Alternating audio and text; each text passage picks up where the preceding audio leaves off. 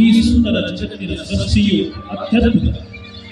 ಸಕಲ ಸೃಷ್ಟಿಯ ಒಡೆಯರಾದ ಸೃಷ್ಟಿಕರ್ತ ದೇವರು ಈ ಸುಂದರ ಜಗತ್ತನ್ನು ಮತ್ತು ಇದರಲ್ಲಿರುವ ಸಕಲ ಜೀವಿಗಳನ್ನು ಕೇವಲ 6 ದಿನಗಳಲ್ಲಿ ಸೃಷ್ಟಿಸಿದರು.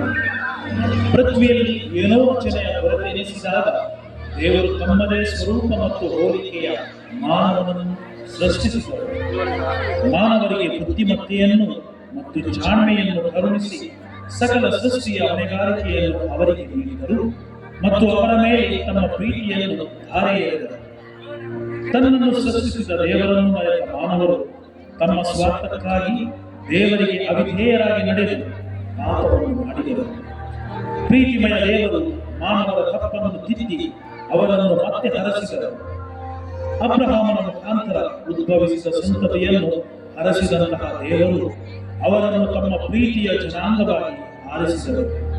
ಇದುವೇ ಇಸ್ರೇಲ್ ಜನಾಂಗ. ತಮ್ಮನ್ನು ಆರಿಸಿ, ಪ್ರೀತಿಸಿ, ಹರಸಿ, ಆಶೀರ್ವದಿಸಿದ ನಿಜ ದೇವರನ್ನು ಮರೆತ ಇಸ್ರೇಲ್ ಜನಾಂಗ ಸೈತಾನನ ದಾಸತ್ವಕ್ಕೆ ಒಳಪಟ್ಟು ಪಾಪ ಮಾರ್ಗದಲ್ಲಿ ನಡೆದಾಗ ಅವರನ್ನು ಪಾಪ ವಿಮುಕ್ತಿಗೊಳಿಸಲು ದೇವರು ಒಂದು ಯೋಜನೆಯನ್ನು ರೂಪಿಸಿದರು. ಬನ್ನಿ, ದೇವರ ಆ ಮಹತ್ತರ ಯೋಜನೆ ಏನೆಂದು ಅರಿಯೋಣ.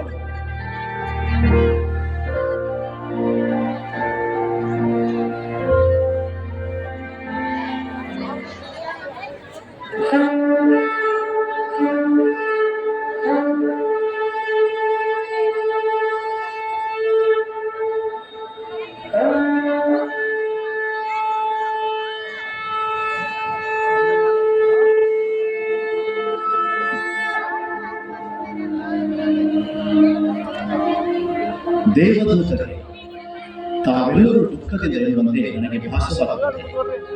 ಸದಾ ಸ್ತುತಿ ಗಾಯನದಿಂದ ಉಲ್ಲಾಸ ಉತ್ಸಾಹದಿಂದ ತುಂಬಿ ತುಳುಕುವ ಈ ದೇವಲೋಕದಲ್ಲಿ ಇಂದೇಕೆ ಚಿಂತೆಯ ಕಾರಣೋಡ ಕವಿದಿದೆ?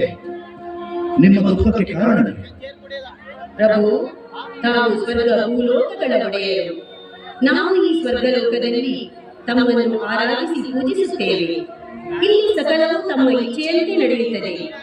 ಆದರೆ ಭೂಲೋಕದಲ್ಲಿ ಮನುಜರು ಮಾತ್ರ ನೀವು ಅವರನ್ನು ಪ್ರೀತಿಸುತ್ತಿರುವಿರಿ ಎನ್ನುವುದನ್ನು ಕೂಡ ಮರೆತು ತಮ್ಮ ಇಚ್ಛೆಗೆ ವಿರುದ್ಧವಾಗಿ ಬದುಕುತ್ತಿದ್ದಾರೆ.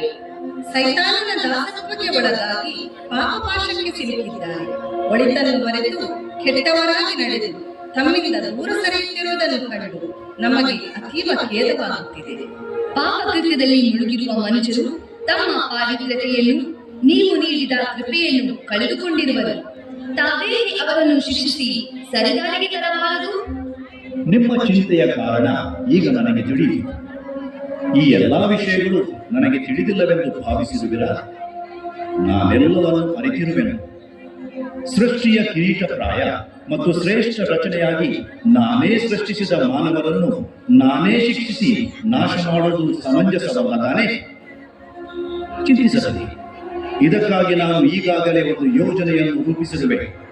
ನನ್ನ ಪುತ್ರ ಯೇಸು ಕ್ರಿಸ್ತರನ್ನು ಮಾನವ ರೂಪದಲ್ಲಿ ಭೂಲೋಕದಲ್ಲಿ ಜನಿಸುವಂತೆ ಮಾಡಿ ಅವರ ಮುಖಾಂತರ ಮನುಷ್ಯ ಕುಲವನ್ನು ಮತ್ತೆ ಪಾಪ ವಿಮುಕ್ತಗೊಳಿಸಿ ನೀತರನ್ನಾಗಿ ಮಾಡುವೆನು.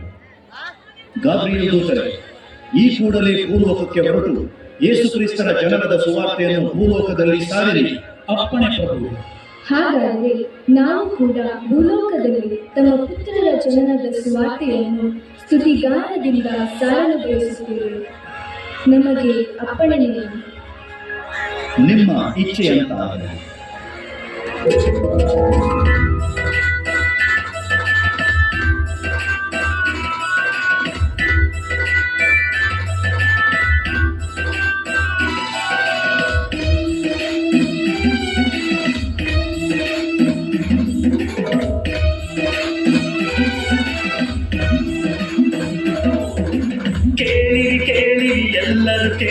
ಕ್ರಿಸ್ಮಸ್ ಹಬ್ಬದ ಕಥೆಯನ್ನ, ಜಗಳ ಎಲ್ಲ ಜನರಿಗೆ ಸಂಭ್ರಮ ತರುವ ಕ್ರಿಸ್ಮಸ್ ಕಥೆಯನ್ನ, ತರುವ ಕ್ರಿಸ್ಮಸ್ ಕಥೆಯನ್ನ.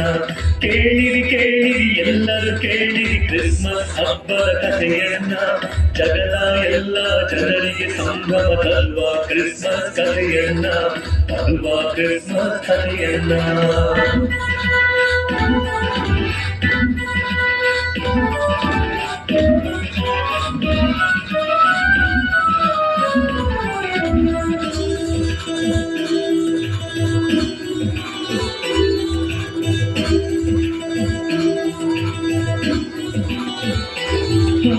ಎರಡು ಸಾವಿರ ವರ್ಷಗಳಿಂದ ನಡೆದ ನೈಜ ಘಟನೆಯನ್ನ, ಕತ್ತಲೆ ತುಂಬಿದ ಜಗತ್ತಿಗೆ ಒಂದು ಬೆಳಕು ತಂದ ಕಥೆಯನ್ನ, ಬೆಳಕು ತಂದ ಕಥೆಯನ್ನ. 2000 ವರ್ಷಗಳಿಂದ ನಡೆದ ನೈಜ ಘಟನೆಯನ್ನ, ಕತ್ತಲೆ ತುಂಬಿದ ಜಗತ್ತಿಗೆ ಒಂದು ಬೆಳಕು ತಂದ ಕಥೆಯನ್ನ, ಬೆಳಕು ತಂದ ಕಥೆಯನ್ನ. ಕೇಳಿರಿ ಕೇಳಿರಿ ಎಲ್ಲರೂ ಕೇಳಿರಿ ಕ್ರಿಸ್ಮಸ್ ಹಬ್ಬದ ಕಥೆಯನ್ನ, ಜಗಳ ಎಲ್ಲ ಜನರಿಗೆ ಸಂಭ್ರಮ ತರುವ ಕ್ರಿಸ್ಮಸ್ ಕಥೆಯನ್ನ, ತರುವ ಕ್ರಿಸ್ಮಸ್ ಕಥೆಯನ್ನ. ಮಾನವನನ್ನು ಪ್ರೀತಿಯಿಂದ ಸೃಷ್ಟಿ ಮಾಡಿದ ದೇವರು ಇತರ ಎಲ್ಲಾ ಸೃಷ್ಟಿಗಳ ಮೇಲೆ ಅವನಿಗೆ ಒಡೆತನವನ್ನು ನೀಡುತ್ತಾರೆ. ಆದರೆ ಮಾನವ ದೇವರ ಇಚ್ಛೆಗೆ ವಿರುದ್ಧವಾಗಿ ನಡೆದು ಪಾಪ ಅನಾಚಾರಗಳಲ್ಲಿ ಬಿದ್ದಾಗ ದೇವರು ತಮ್ಮ ಒಬ್ಬನೇ ಮಗನನ್ನು ಭೂಮಿಗೆ ಕಳುಹಿಸುವ ನಿರ್ಧಾರ ಮಾಡುತ್ತಾರೆ. ಅನೇಕ ಪ್ರವಾದಿಗಳು ಹಾಗೂ ಸಜ್ಜನರ ಮೂಲಕ ಈ ಬಗ್ಗೆ ಸೂಚನೆ ನೀಡುತ್ತಾರೆ. ಇಗೋ ಸರ್ವೇಶ್ವರನು ಬರುತ್ತಿದ್ದಾನೆ, ಅವನಿಗೆ ಮಾರ್ಗವನ್ನು ಸಿದ್ಧಪಡಿಸಿರಿ, ದಾರಿಯನ್ನು ಸರಾಗ ಮಾಡಿರಿ, ಬೆಟ್ಟ ಗುಡ್ಡಗಳನ್ನು ನೆಲಸಮ ಮಾಡಿರಿ, ಹಳ್ಳ ಕೊಳ್ಳಗಳನ್ನು ಸಮ ಮಾಡಿರಿ. ಇಗೋ ಇಗೋ ನಮ್ಮ ಸರ್ವೇಶ್ವರನು ಬರುತ್ತಿದ್ದಾನೆ.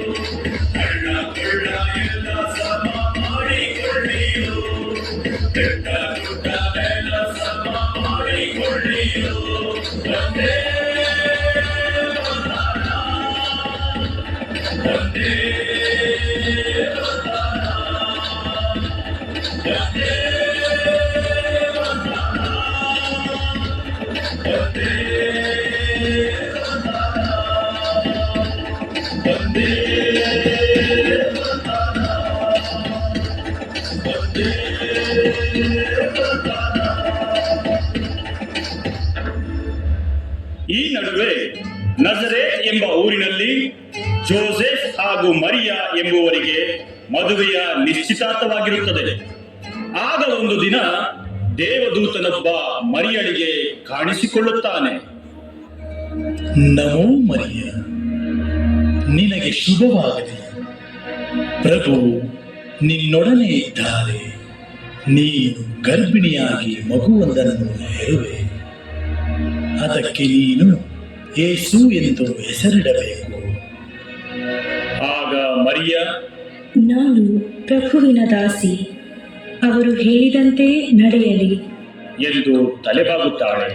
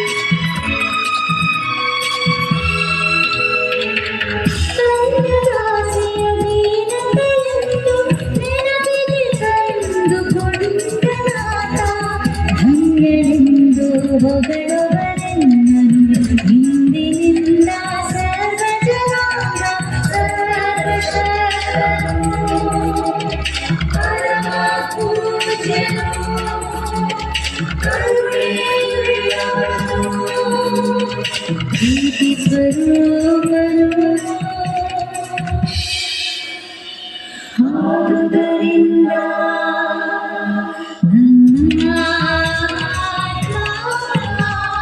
ಕರ್ತನನ್ನು ಸ್ತುತಿಸುತ್ತಿದೆ. ನನ್ನ ಜೀವ ಸಂತೋಷದಿಂದ ನೆಲೆಯುತ್ತಿದೆ.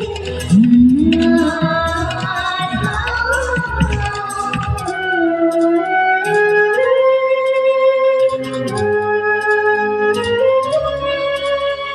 ಜೋಸೆಫನಿಗೆ ಕನಸಿನಲ್ಲಿ ದೂತನು ಕಾಣಿಸಿಕೊಂಡು ಪವಿತ್ರಾತ್ಮರ ಶಕ್ತಿಯಿಂದ ಮರಿಯಳು ಗರ್ಭಧರಿಸಿದ್ದನ್ನು ತಿಳಿಸಿದಾಗ ಜೋಸೆಫ್ ಮರಿಯಳನ್ನು ಮದುವೆಯಾಗುತ್ತಾನೆ.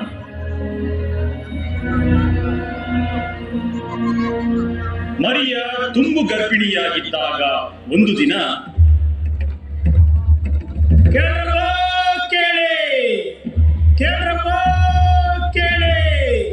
ರೋಮನ್ ಚಕ್ರವರ್ತಿ ಆಗಸ್ಟಸ್ ಸೀಸರ್ ಜನಗಣತಿ ಮಾಡುತ್ತಿದ್ದಾರೆ. ಎಲ್ಲರೂ ನಿಮ್ಮ ನಿಮ್ಮ ಊರುಗಳಿಗೆ ಹೋಗಿ ನಿಮ್ಮ ಹೆಸರು ಕೊಡಬೇಕಂತಪ್ಪ. ಕೇಳ್ರಪ್ಪ ಕೇಳಿ, ಕೇಳ್ರಪ್ಪ ಕೇಳಿ,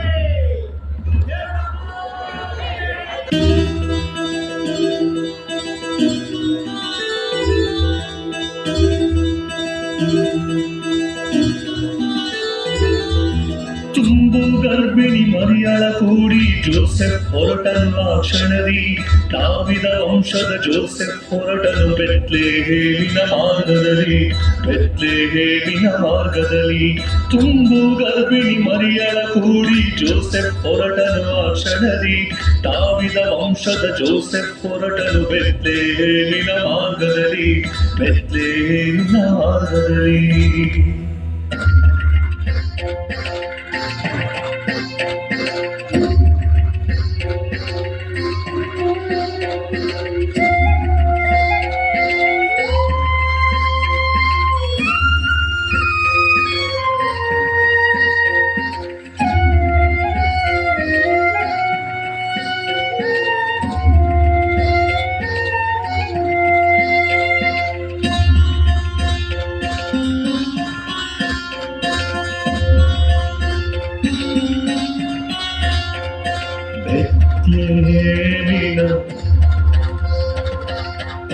ಬೆತ್ಲೆಹೇಮಿನ ಪಟ್ಟಣದಲ್ಲಿ ಎಲ್ಲೂ ಒಂದು ಮನೆಯಿಲ್ಲ. ಲೋಕದ ರಕ್ಷಕನಿಗೆ ಜನಿಸಲು ನೆಲೆಯಿಲ್ಲ.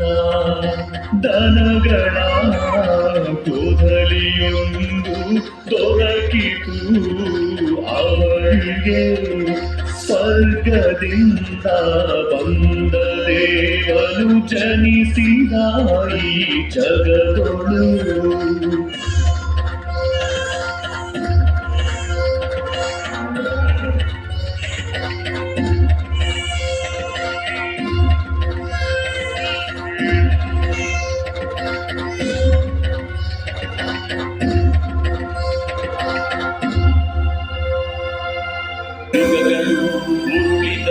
ಕಾಲವು ನಡೆಯಿತು ಪ್ರವಾದಿಗಳ ನುಡಿಯಂತೆ ಧರೆಯಲಿ ಭುವಿಯಲಿ ಜನನವಾಯಿತು ಕ್ರಿಸ್ತ ಜನನವಾಯಿತು.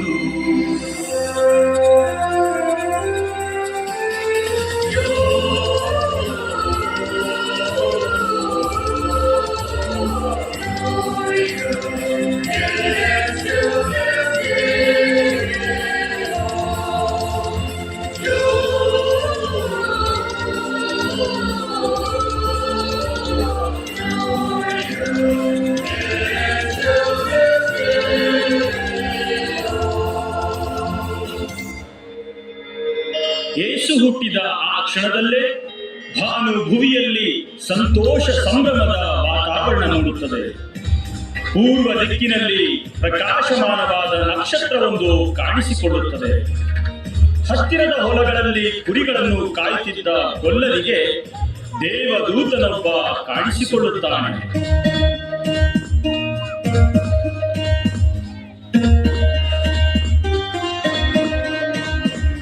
ಅಂಜಬೇಡಿರಿ ಆನಂದಗೊಳ್ಳಿರಿ ಲೋಕರಕ್ಷಕ ಹುಟ್ಟಿಹನು ದಾವಿದನೂರಿನಲ್ಲಿ ಕೋದಲಿಯೊಂದಲ್ಲಿ ನಿಮ್ಮ ನಾಯಕ ಹುಟ್ಟಿಹನು ವಸ್ತ್ರವನ್ನು ಹೊದಿಸಿದಂತ ಕೊಟ್ಟಿಗೆಯಲ್ಲಿ ಮಲಗಿದಂತ ದೇವಕಂದನ ಕಾಣಿರಿ ದೇವಕಂದನ ಕಾಣಿರಿ ದೇವಕಂದನ ಕಾಣಿರಿ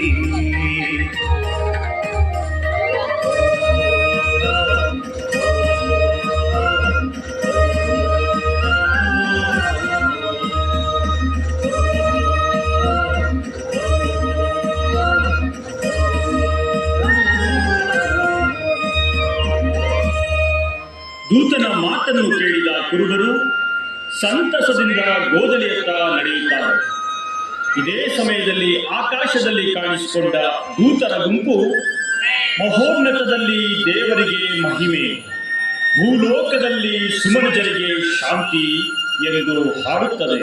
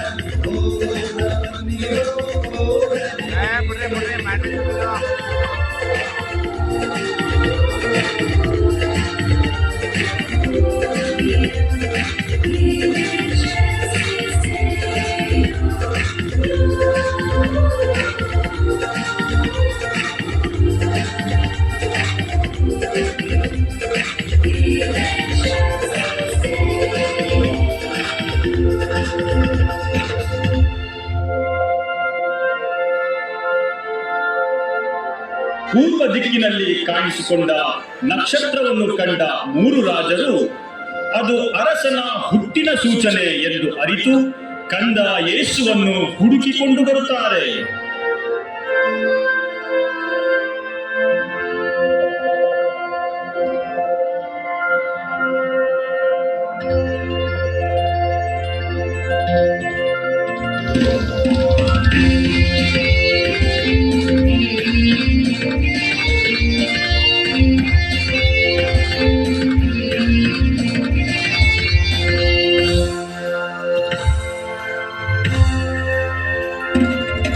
ಕಂದನ ಕಾಣುವ ತವಕದಲ್ಲಿ ದೂರದ ರಾಜರು ಬಂದು ತಾರೆಯ ಹಿಂದೆ ಸಾಗುತ್ತಲಿ ರೋಗಲಿ ಮುಂದೆ ನಿಂದು ಕಂದನ ಕಾಣುವ ತವಕದಲ್ಲಿ ದೂರದ ರಾಜರು ಬಂದು ತಾರೆಯ ಹಿಂದೆ ಸಾಗುತ್ತಲಿ ರೋಗಲಿ ಮುಂದೆ ನಿಂದು ಚಿನ್ನ ದ್ರವ್ಯ ರಕ್ತ ಬೋಳ ತಂದ್ಯಾರೋ ಕಂದನನ್ನು ಕಂಡು ಬಾಗಿ ನಮಿಸ್ಯಾರೋ ಚಿನ್ನ ದ್ರವ್ಯ ರಕ್ತ ಬೋಳ ತಂದ್ಯಾರೋ ಕಂದನನ್ನು ಕಂಡು ಬಾಗಿ ನಮಿಸ್ಯಾರೋ ಕಂದನನ್ನು ಕಂಡು ಬಾಗಿ ನಮಿಸ್ಯಾರೋ ಕಂದನನ್ನು ಕಂಡು ಬಾಗಿ ನಮಿಸ್ಯಾರೋ ಕಂದನನ್ನು ಕಂಡು ಬಾಗಿ ನಮಿಸ್ಯಾರೋ ಕಂದನನ್ನು ಕಂಡು ಬಾಗಿ ನಮಿಸ್ಯಾರೋ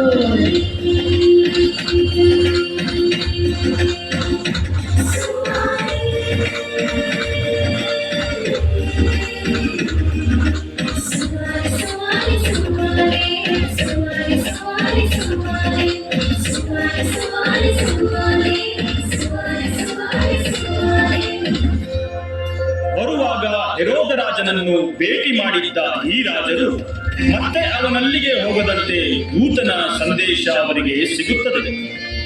ಅವರು ಮತ್ತೊಂದು ಮಾರ್ಗದಲ್ಲಿ ಹಿಂದಿರುಗುತ್ತಾರೆ. ಇತ್ತ ಜೋಸೆಫ್ ಮತ್ತು ಮರಿಯಾ ಹೆರೋದನಿಂದ ತಪ್ಪಿಸಿಕೊಳ್ಳಲು ಕಂದ ಯೇಸುವಿನೊಡನೆ ಈಜಿಪ್ಟಿಗೆ ಹೋಗುತ್ತಾರೆ.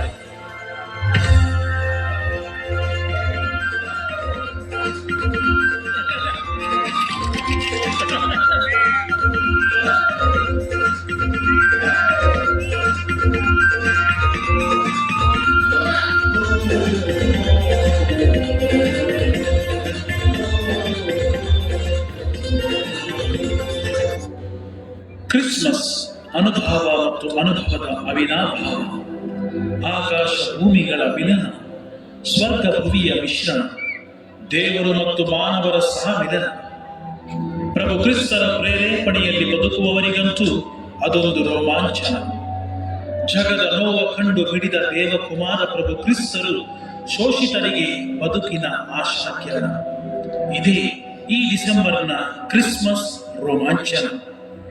ಪ್ರಭು ಕ್ರಿಸ್ತರಂತೆ ಈ ಪ್ರಪಂಚದಲ್ಲಿ ರೋಗ ರುಜಿನಗಳಿಂದ, ಕಷ್ಟ ಕಾರ್ಪಣ್ಯಗಳಿಂದ ಬಳಲುವ ಪ್ರತಿಯೊಬ್ಬರ ಕಂಬನಿಯನ್ನು ಒರೆಸಿ ಅವರಿಗೆ ಸಹಾಯ ಹಸ್ತವನ್ನು ಚಾಚಿ ಪ್ರೀತಿಯ ದಾರಿ ಎಳೆಯುವ ಒಳ್ಳೆಯ ಕಾರ್ಯ ನಮ್ಮಿಂದ ನಡೆಯಲಿ. ಈ ಕ್ರಿಸ್ಮಸ್ ನಮಗೆಲ್ಲರಿಗೂ ಶುಭವನ್ನು ತರಲಿ ಎಂದು ಹಾರೈಸುತ್ತೇವೆ. ತಮಗೆಲ್ಲರಿಗೂ ಕ್ರಿಸ್ಮಸ್ ಹಬ್ಬದ ಶುಭಾಶಯಗಳು ಮತ್ತು ಪ್ರೀತಿಪೂರ್ವಕ ವಂದನೆಗಳು.